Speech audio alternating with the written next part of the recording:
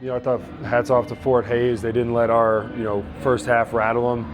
It's one thing. I mean, they're a veteran team. Macuna's been there now for 2 years, Division I transfer. Hammockey's been there, playing behind his brother for 3 years. Grill's been there. So a veteran team. They didn't get rattled. They came out second half and they imposed their will, kind of how we did in the first half. And kind of our Achilles heel showed back up, unfortunately, in the second half with 14 turnovers. I really liked what we did in the first half. I thought defensively we were guarding them, we were rebounding. To beat a team like this on the glass is a good thing, especially with how we've struggled to rebound this year.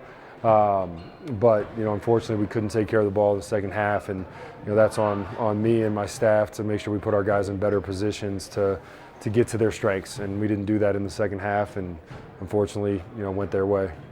I think getting them in better space. I thought it was a little bit too crowded. They did a good job, kind of like what we were doing to them in the first half, where every time they drove, they saw 3-4 white jerseys. In the second half, they started switching, and then they were really helping off, knowing that we were trying to attack them, I think, to the basket and downhill with the paint. So, we've got to get better spacing. We got to get, Logan had a great night tonight and continuing kind of his little hot streak, I think, from the last few games. And so getting him in better positions to get in a ball screen or to get downhill in space. Quave, I think, we put so much on him.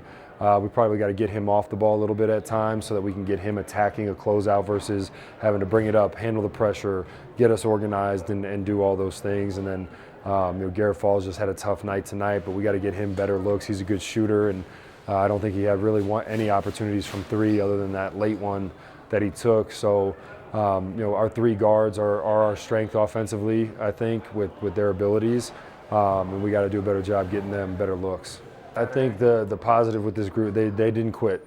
It could have been easy when you get down 11, 12, nothing's working offensively, to that last 4 minutes kind of mail it in and end up being, instead of a 4-point loss or whatever it was, being 20, and they didn't quit.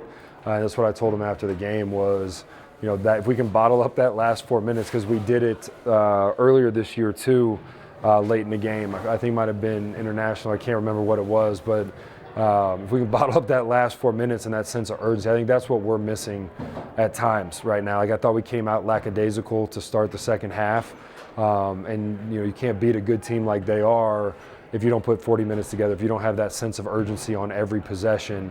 And that's part of our battle with a young team is learning how to win games like this against a team that, was getting votes a couple weeks ago and took Washburn to the wire at their place. So, for us, it's a maturing process, and everything is hopefully a lesson to get ready for the RMAC stretch here coming after Christmas. But we want to try to finish off right and win that last one before Christmas on Saturday.